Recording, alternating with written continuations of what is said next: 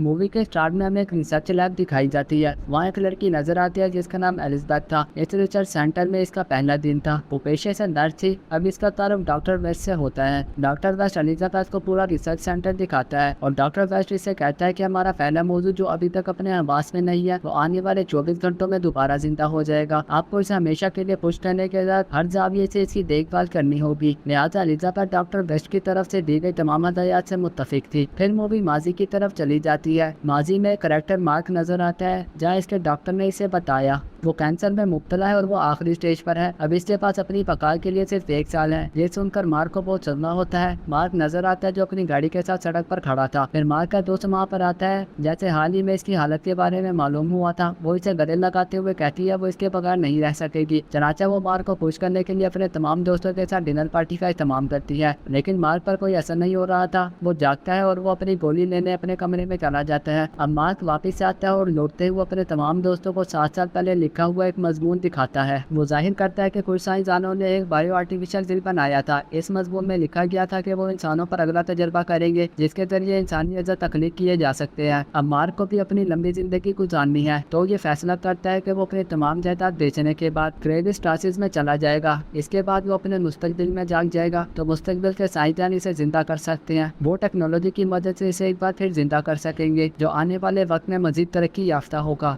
दूसरी तरफ Naomi mark के फैसले से बिल्कुल भी मुतमईन नहीं थी। इस पर मार्क कहता है मेरे वालिद भी कैंसर के मर्ज में मुब्तला थे, वो भी डॉक्टर के जेरे इलाज थे, इसके बावजूद वो ना बच पाए और मैं इसकी तरह मरना नहीं चाहता। इस पर इनके एक दोस्त का कहना है कि डॉक्टर आपकी मौत के बाद आपको इस अमल से भी गुजर सकता है। अब मार्क ने भी इस बारे में एक ख्याल सोच लिया था। वो कहते हैं कि वो खुद को मार डालेगा जिसकी वजह से डॉक्टर को कानूनी तौर पर हक मिलेगा इसके जिस्म को क्रेविस्टासिस में डालने के लिए। फिर इससे मुस्तकबिल में दोबारा दिखाया जाता है जहाँ डॉक्टर वेस्ट अपनी टेक्नोलॉजी के जरिए इंसानी जिस्म बना रहा था। इस वक्त के बाद जब डॉक्टर वेस्ट ने अपनी टेक्नोलॉजी से इंसान को तख्लीक किया हो इसकी आंखें खुलने के अमल में नजर आती हैं। यहाँ पर हमें पता चलता है कि ये शख्स कोई और नहीं बल्कि मार्क है जिसे डॉक्टरों ने इसकी खलियात को दोबारा पैदा करते हुए इसे पुराने से नए जिस्म में मुंतकिल कर दिया है। इसे दोबारा जिंदा करने के लिए इसी तरह जैसे नौज़ायदा बच्चे के साथ डोरी चिपक जाती है। अब मार्क के पेट पर भी बच्चे की तरह डोरी फंसी हुई थी जिसके जरिए मार्क को खुराक फराहम की जा सकती है। अगर ये पाइप जैसी डोरी इसके जिस्म से अलग हो जाए तो वो चंद घंटे में ही जिंदा रहेगा। इसके बाद डॉक्टर ने मार्क को वहाँ एक डिवाइस दी थी तो वो इसमें इसके माजी की यादें बहाल कर सकते हैं जिसे डॉक्टर पूरी दुनिया के सामने जाहिर करना चाहते थे क्योंकि मार्क वो इंसान था जिसे जिंदा किया गया था। नर्स एलिजाबेथ को भी फिल्म के स्टार्ट में दिखाया गया था। अभी इसे 100 दिन तक मार्क का ख्याल रखना था। अब मार्क को 100 दिन तक एक कमरे में रहना होगा। इस तरह धीरे धीरे दिन गुजरते जाते हैं। मार्क की हालत बेहतर हो रही थी लेकिन मार्क अपने अकेले रहने की वजह से खुद को तन्हा महसूस करता था। अब वो अपनी पिछली जिंदगी को याद कर रहा था, वो वक्त जो इसने नाओमी के साथ गुजारा था, इसके लुत्फानंदोजी का वक्त और इसके दोस्तों के साथ पार्टियां। मार्क ने अपने मुस्तकबिल के बारे में सोचा था कि इसकी जिंदगी बहुत अच्छी होगी लेकिन इसके मुस्तकबिल में ऐसा कुछ नहीं हो रहा था। दरहकीकत इसे चलने में किसी का सहारा महसूस हो रहा था। इस तरह वक्त आहिस्ता आहिस्ता गुजरता है। इसके 100 दिन पूरे हो गए थे और डॉक्टर वेस्ट इसे खुशी को मनाने के लिए अपनी तमाम टीम को मार्क के पास ले आता है। मार्क को एक पुराना खाना भी दिया गया था जहाँ इसकी पुरानी चीजें रखी गई थी। अब मार्क अपनी तमाम पुरानी यादों को याद कर रहा था, इनकी झलक देख रहा था। नाओमी का एक खत भी यहाँ मिलता है। वो खत एलिजाबेथ को पढ़ने के लिए देता है। वो इसे इसके लिए पढ़ती है जहाँ इसे नाओमी ने लिखा था। वो इसके साथ गहरी मोहब्बत करती है। मार्क अपनी नींद में था लेकिन नाओमी की हालत इसके बगैर बहुत खराब हो गई थी। जब नाओमी 50 साल की उम्र को पहुंचती है तो इसने अपने जिस्म को क्रेविस्टासिस में मुंजमद करने का फैसला भी कर लिया जिसके जरिए वो मार्क के साथ अपनी जिंदगी दोबारा शुरू करना चाहती थी। नाओमी का खत के बयानात सुनकर वो बहुत उदास हो जाता है। वो सोचता है कि वो कितना खुदगर्ज था।